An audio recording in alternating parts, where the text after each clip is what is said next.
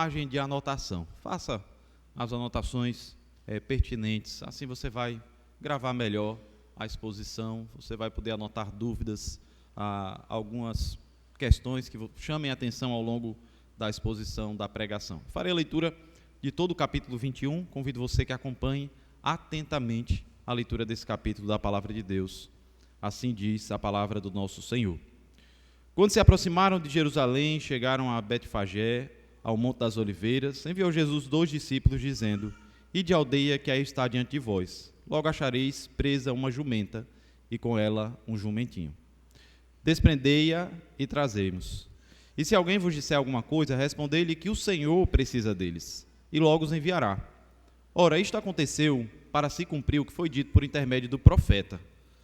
Dizei à filha de Sião: Eis, aí te vem o teu rei, humilde, montado em jumento, num jumentinho, cria de animal de carga. Indo os discípulos, e tendo feito como Jesus lhes ordenara, trouxeram a jumenta e o jumentinho, então puseram em cima delas as suas vestes, e sobre elas Jesus montou. E a maior parte da multidão estendeu as suas vestes pelo caminho, e outras cortavam ramos de árvores, espalhando-os pela estrada.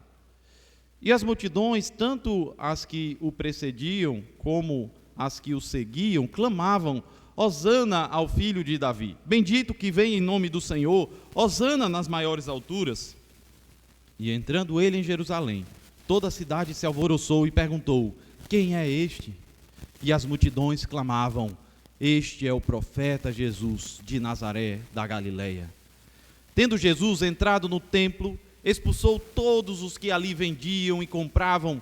Também derribou as mesas dos cambistas e as cadeiras dos que vendiam pombas. E disse-lhes: Está escrito, a minha casa será chamada casa de oração, vós, porém, a transformais em covil de salteadores. Vieram a ele no templo, cegos e coxos, e ele os curou. Mas vendo os principais sacerdotes e os escribas, as maravilhas que Jesus fazia, e os meninos clamando: Hosana ao filho de Davi, indignaram-se e perguntaram-lhe: Ouves o que estes estão dizendo? Respondeu-lhe Jesus: Sim, nunca lestes? Da boca de pequeninos e crianças de peito tiraste perfeito louvor? E deixando-os, saiu da cidade para Betânia, onde pernoitou. Cedo de manhã, ao voltar para a cidade, teve fome. E uma figueira à beira do caminho aproximou-se, e vendo uma figueira à beira do caminho, aproximou-se dela, e não tendo achado senão folhas, disse-lhe: Nunca mais nasça fruto de ti. E a figueira secou imediatamente. Vendo isso, os discípulos admiraram-se e exclamaram: Como secou depressa a figueira? Jesus, porém, lhe respondeu: Em verdade vos digo, que se tiveres fé e não duvidares, não somente fareis o que foi feito à figueira, mas até mesmo, se a este monte disserdes: Ergue-te e lança-te no mar, tal sucederá. E tudo quando pedirdes em oração recebereis. Tendo Jesus chegado ao templo, estando já ensinando, acercaram-se dele os principais sacerdotes e os anciãos do povo, perguntando: Com que autoridade fazeis essas coisas? E quem te deu essa autoridade? E Jesus lhe respondeu: Eu também vos farei uma pergunta. Se me responderdes, também eu vos direi com que autoridade faço essas coisas. De onde era o batismo de João? Do céu ou dos homens? E discorriam entre si. Se dissermos do céu, ele nos dirá: Então por que não acreditaste nele? E se dissermos dos homens, é para temer o povo, porque todos consideram João como profeta. Então responderam a Jesus: Não sabemos. E ele, por sua vez: Nem eu vos digo com que autoridade faço estas coisas. E o que vos parece? Um homem tinha 2 filhos. Chegando-se ao primeiro, disse: Filho, vai hoje trabalhar na vinha. Ele respondeu: Sim, Senhor, porém não foi. Dirigindo-se ao segundo, disse-lhe a mesma coisa, mas esse respondeu: Não quero. Depois, arrependido, foi. Qual dos 2 fez a vontade do Pai? Disseram: O segundo. Declarou-lhe Jesus: Em verdade vos digo que publicanos e meretrizes vos precedem no reino de Deus. Porque João veio a vós outros no caminho da justiça e não acreditaste nele, ao passo que publicanos e meretrizes creram. Vós, porém, mesmo vendo isto, não vos arrependestes, afinal, para acreditardes nele. Atentai noutra parábola. Havia um homem, dono de casa, que plantou uma vinha, cercou-a de uma sebe, construiu nela um largar, edificou-lhe uma torre e arrendou-a a uns lavradores. Depois se ausentou do país. Ao tempo da colheita, enviou os seus servos aos lavradores para receber os frutos que lhe tocavam. E os lavradores, agarrando os servos, espancaram a um, mataram a outro e a outro apedrejaram. Enviou outros servos em maior número e trataram-nos da mesma sorte. Por último, enviou-lhes o seu próprio filho, dizendo: a meu filho respeitarão. Mas os lavradores, vendo o filho, disseram entre si: este é o herdeiro. Ora, vamo-nos, matemo-lo e apoderemo-nos da sua herança. E agarrando-o, lançaram-no fora da vinha e o mataram. Quando, pois, vier o senhor da vinha, que fará aqueles lavradores? Responderam-lhe: fará perecer horrivelmente a estes malvados e arrendará a vinha a outros lavradores que lhe remetam os frutos nos seus devidos tempos.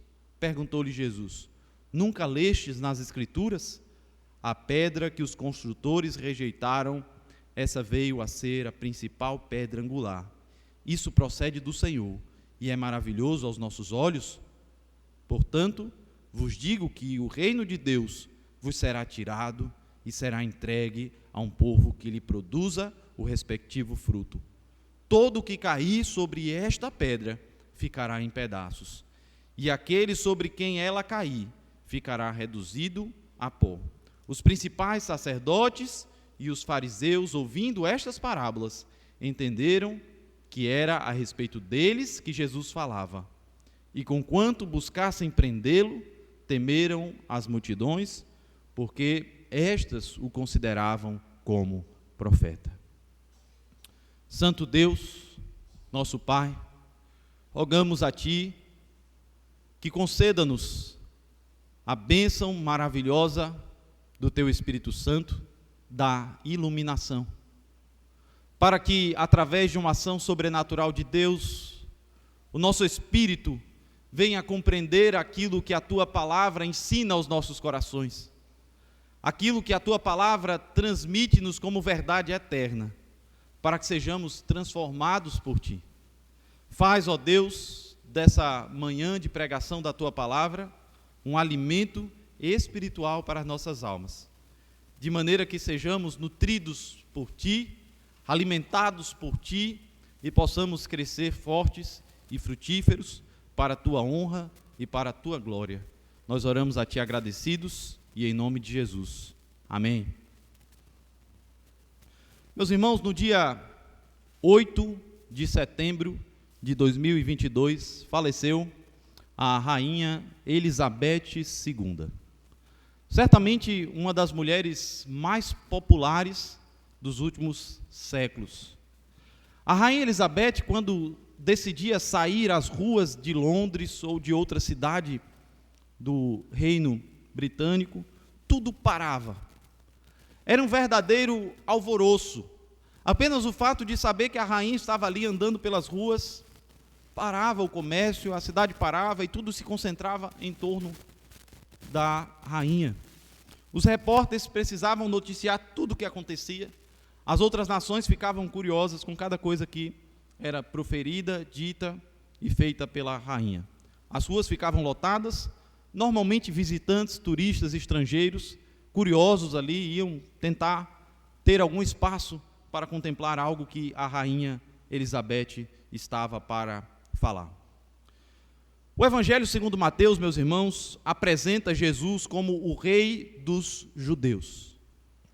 Desde o primeiro capítulo, desde a genealogia que inicia o Evangelho segundo João, o evangelista ele coloca Jesus como sendo o filho de Davi, aquele que sucederia o rei Davi na sua genealogia. E é exatamente por isso que várias vezes nesse evangelho ele é chamado de o filho de Davi. O reinado de Jesus, certamente, irmãos, é o tema dessa biografia inspirada do nosso Senhor e Salvador Jesus Cristo. Havia uma profecia de que a cidade de Jerusalém receberia o Messias prometido, o ungido do Senhor, aquele rei soberano que salvaria o povo, libertaria eles dos seus pecados. A cidade de Jerusalém haveria de receber o rei de uma maneira toda especial. Essa profecia estava em Zacarias, capítulo 9, versos 9 e 10, quando a palavra de Deus diz: alegra-te muito, ó filha de Sião, exulta, ó filha de Jerusalém, eis aí te vem o teu rei, justo e salvador, humilde, montado em jumento, num jumentinho, cria de jumenta. Destruirei os carros de Efraim, os cavalos de Jerusalém, e o arco da guerra será destruído. Ele anunciará paz às nações. O seu domínio se estenderá de mar a mar, e desde o Eufrates até as extremidades da terra. Havia uma profecia de que o rei ungido do Senhor, que reinaria sobre Jerusalém, ele entraria em Jerusalém de uma forma toda especial.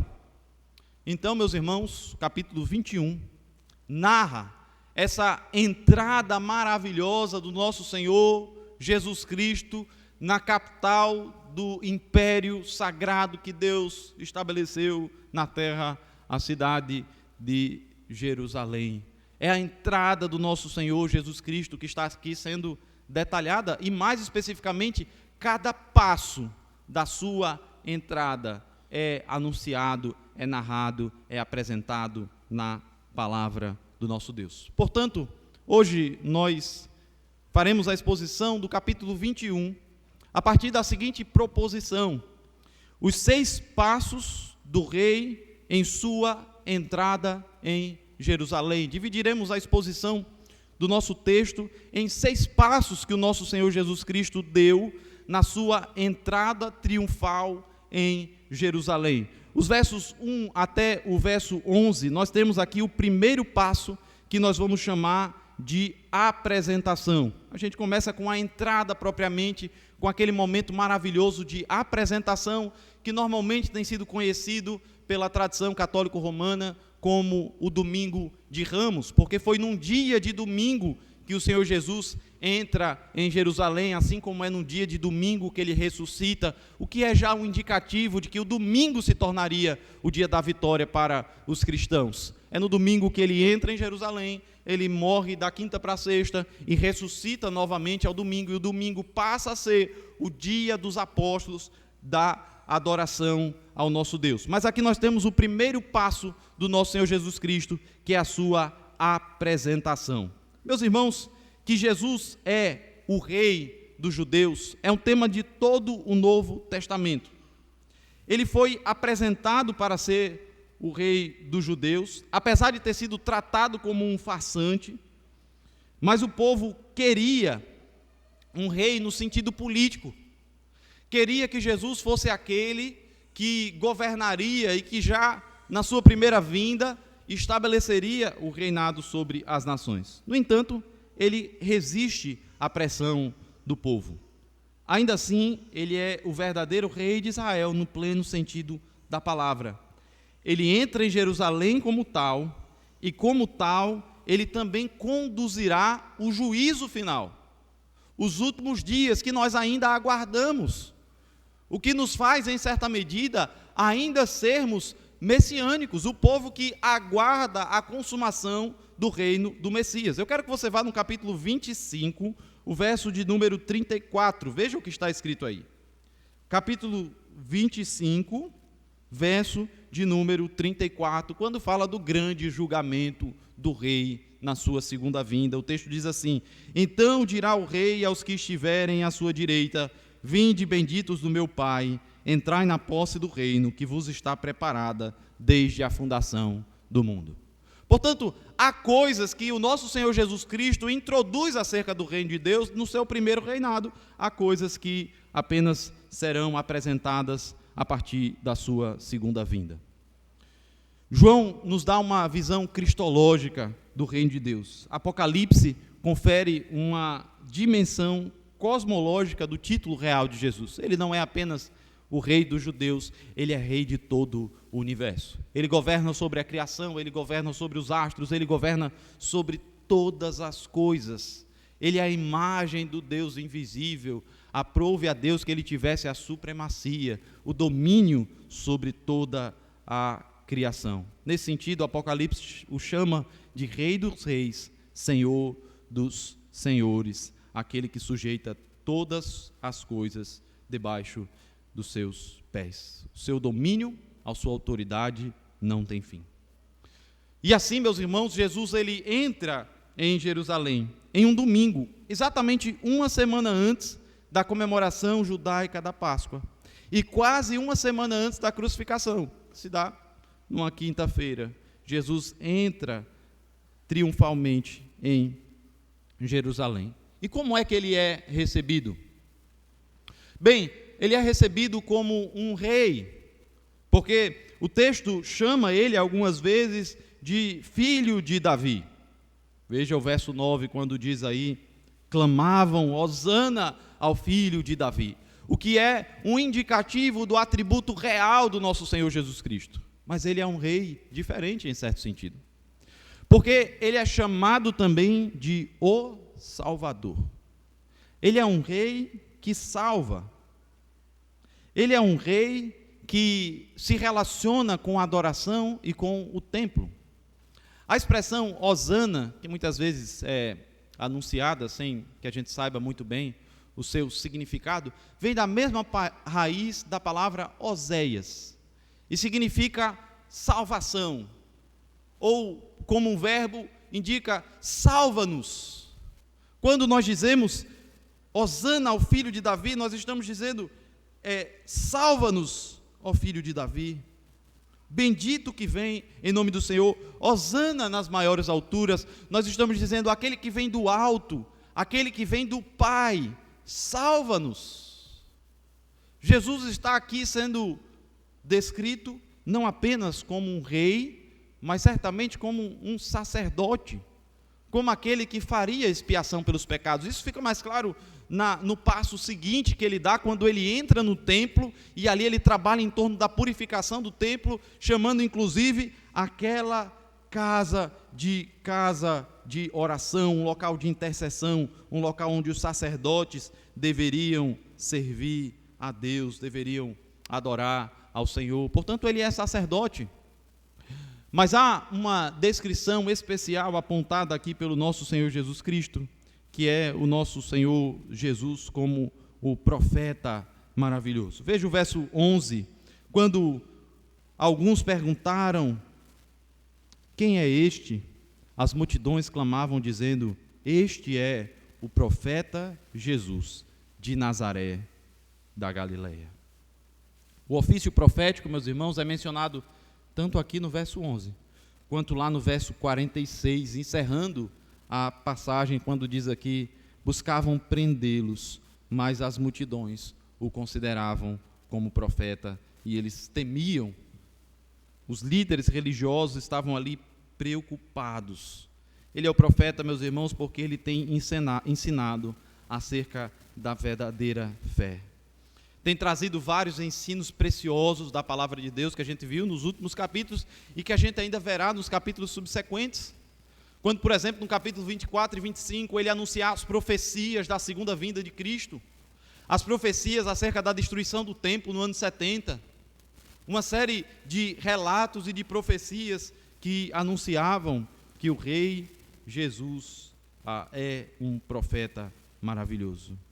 O rei, ele chegando na cidade real, depois da sua apresentação, depois da sua entrada, o passo seguinte é que ele vai ao templo, pois ele é o guardião, ele é o sacerdote da verdadeira adoração a Deus. E assim como Davi, o rei querido, preocupou-se com a construção do templo, Jesus, ele preocupa-se com a sua purificação. Se o primeiro passo de Jesus na entrada triunfal em Jerusalém é a apresentação, o segundo passo é a purificação que o nosso Senhor Jesus faz ali no templo. Ele chega naquele local e ele encontra vendedores, ele encontra comerciantes Ele encontra não uma adoração genuína, não uma adoração verdadeira, mas as pessoas fazendo comércio da fé. Várias pessoas, meus irmãos, nesse período próximo à festa da Páscoa, vinham de lugares distantes, e a ordenança é que eles deveriam pegar parte do seu rebanho, parte dos recursos que Deus havia lhe dado, um cordeiro para sacrificar como oferta ao Senhor, pela expiação dos seus pecados, em celebração da festa da Páscoa, um rito do Antigo Testamento, um sacramento do Antigo Testamento, que no Novo Testamento foi substituído pela ceia do Senhor. Mas eles deveriam fazer isso em adoração, em sinceridade, e não terceirizar a adoração. Cada judeu, cada crente do Antigo Testamento era chamado a adorar a Deus e não a terceirizar a adoração através dos recursos, através do dinheiro, mas era o que tinha acontecido. Eles pensavam, não, mas é mais prático a gente fazer assim. Eu não preciso tirar do meu rebanho, eu trago os meus recursos, eu chego até o templo, compro o animal e ofereço aquele animal como sacrifício. Irmãos, aquilo que pode ser uma praticidade para alguns, para o nosso Senhor Jesus Cristo, é uma verdadeira blasfêmia. Porque o nosso Senhor Jesus Cristo, Ele não está preocupado apenas com a obediência externa, ou melhor, apenas com o sacrifício externo. Ele está preocupado com a obediência do coração. Ele está preocupado com a nossa disposição em sermos adoradores de fato. E não apenas com o ritual. Ele deixa isso muito claro quando ele fala com o rei Saul lá no Antigo Testamento, dizendo, será que eu quero mais sacrifício do que obediência? Será que o que eu quero é um ritual e não um coração quebrantado entregue a mim? E quantas vezes, irmãos, isso deve falar sobre nós, acerca da forma como nós temos conduzido a nossa piedade e a nossa vida cristã. Muitas vezes de maneira mecânica, como se fosse uma obrigação, como se fosse uma coisa externa, exterior. Muitas vezes a gente olha para a religião católico-romana e a gente vê alguns aspectos de ritos exteriores naquilo que eles fazem, mas nós nos comportamos da mesma forma. Quando a gente olha para o domingo como sendo uma obrigação, eu tenho que ir para a igreja. E aí, se eu vim de manhã, eu não preciso mais vir à noite. Já cumpri a minha parte. A gente olha para ouvir a pregação da palavra como sendo uma imposição. Poxa, é chato, mas se for uns 30 minutos eu aguento. Eu fico ali sentado ouvindo a palavra e eu não tenho amor pela palavra de Deus, eu não tenho paixão pelo Senhor. Eu faço de maneira exterior. E a gente começa a terceirizar uma série de coisas na vida cristã. Como, por exemplo, o trabalho missionário. Pastor, não evangelizo ninguém, mas pelo menos eu contribuo. Pelo menos eu envio os meus recursos para que a obra do Senhor seja feita.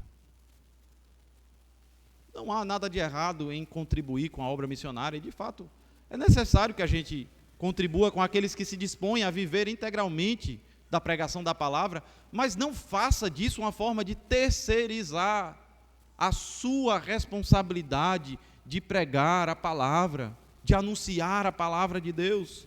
E Jesus, irmãos, aqui ele vem com essa palavra de purificação da verdadeira religião.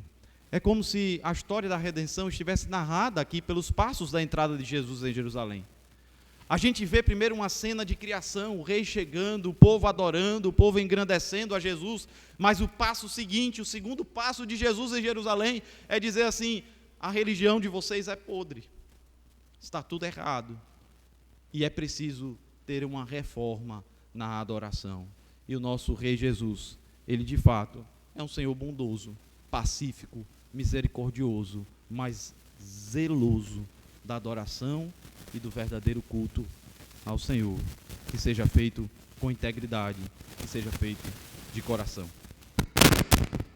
Mas os súditos do rei, além de darem atenção a ele na sua apresentação, além de se responsabilizarem na purificação, eles acompanham o terceiro passo do nosso Rei Jesus, que é um clamor pela frutificação. Os súditos do rei são chamados a serem frutíferos e produtivos. Quando Jesus amaldiçoa aquela planta, ele está dizendo que Israel é amaldiçoada e rejeitada por Deus por causa da falta de frutos dignos do reino. A recusa, meus irmãos, dos líderes judeus em reconhecer Jesus como Messias sofreria sérias consequências. Isso ficou claro nessa ilustração de Jesus através da figueira, essa parábola da figueira. Jesus ele ensinou que o juízo divino viria sobre os líderes e sobre todos aqueles que se opõem ao evangelho do nosso Senhor Jesus Cristo. Ele traria palavras de juízo, ele que é um rei bondoso, ele que é o Salvador, ele que é o Deus gracioso, um dia viria em juízo. E aquilo estava sendo anunciado através da figueira que ali é destruída apenas através da sua palavra. E ali ele nos traz um ensino acerca da nossa fé, da nossa vida de oração. Ele nos ensina que sem fé é impossível agradar a Deus, sem oração é impossível ter uma vida frutífera. É impossível nós manifestarmos o poder de Deus através da vida cristã. Se não temos comunhão com Deus, nós não vivemos em conformidade com a sua palavra.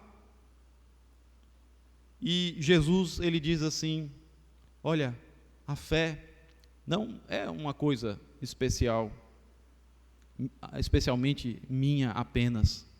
A fé é uma coisa que vocês podem ter também. E quando vocês viverem com fé, certamente vocês serão frutíferos. Portanto, depois da apresentação do nosso Senhor Jesus Cristo, o passo seguinte é a purificação, a frutificação, e nós vemos ele entrar então em um conflito, em uma discussão, onde a sua autoridade é questionada, onde aquilo que ele vinha fazendo, a pompa com a qual ele foi recebida, o anúncio dele purificando o templo, dele anunciando que ali deveria ser um local de zelo e de seriedade, faz com que os líderes religiosos daquele local digam assim, quem é esse? Com que autoridade ele faz essas coisas? Ele tem alguma ordenação entre nós? Alguma autoridade foi dada a esse homem? Irmãos, e apenas se calando, Jesus consegue desmascarar a desonestidade daquelas autoridades. É verdade que no capítulo seguinte, no capítulo de número 23, Jesus trará vários juízos contra esse povo. Ele vai anunciar ali juízo após juízo. No capítulo 22 haverá um conflito ainda maior em torno desse tema da autoridade. O rei Jesus que está chegando em Jerusalém é duramente criticado por aqueles líderes, até que no capítulo 24 e 25, ele traz os juízos temporais e eternos contra a humanidade. Essa discussão na qual Jesus se coloca com os judeus, capítulo 23 ao 27, eles tomam uma atitude obstinada, ao ponto de questionarem a autoridade do Senhor. E eles vão arcar com as consequências das suas próprias ações. E a partir dessas discussões, a partir desses questionamentos, o nosso Senhor Jesus Cristo, ele conta duas parábolas. Ele conta duas histórias que apresentam o lugar de Israel no reino de Deus.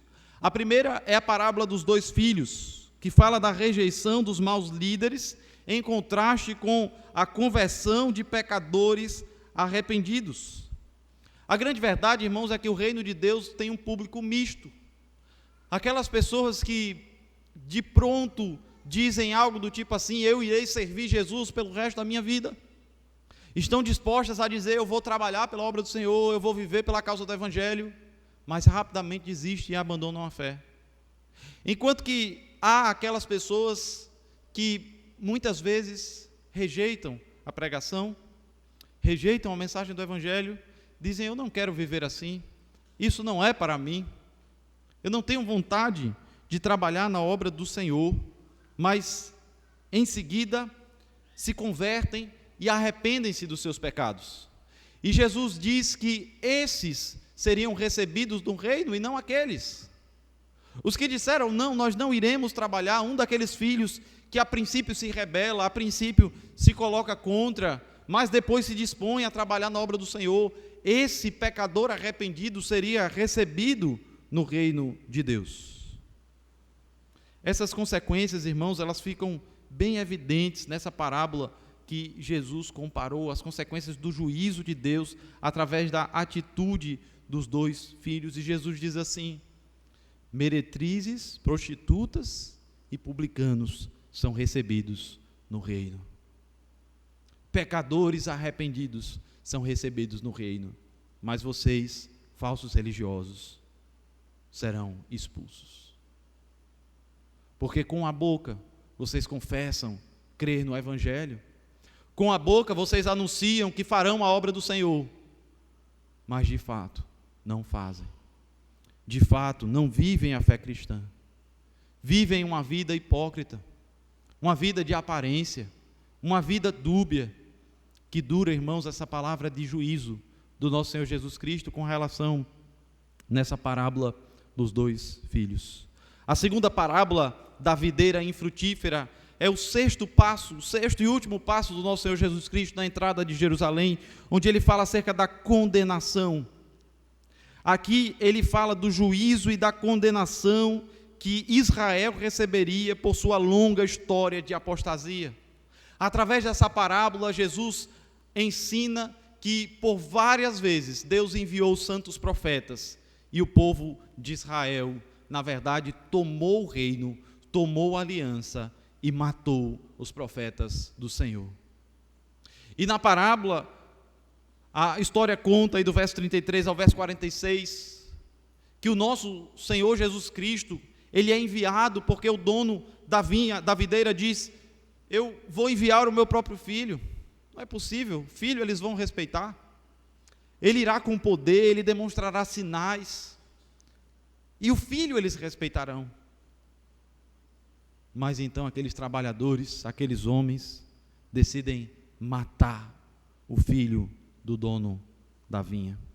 E por causa dessa apostasia, por causa desse abandono da verdadeira fé e da religiosidade doentia que levou esse povo a desacreditar no Messias e até mesmo a condená-lo à morte, Deus traria um severo juízo. O verso 43, meus irmãos, ele nos ensina algo precioso acerca do lugar dos judeus no plano da redenção. Veja que o verso 43, ele dirá aí: portanto vos digo que o reino de Deus vos será tirado e será entregue a um povo que lhe produza os respectivos frutos.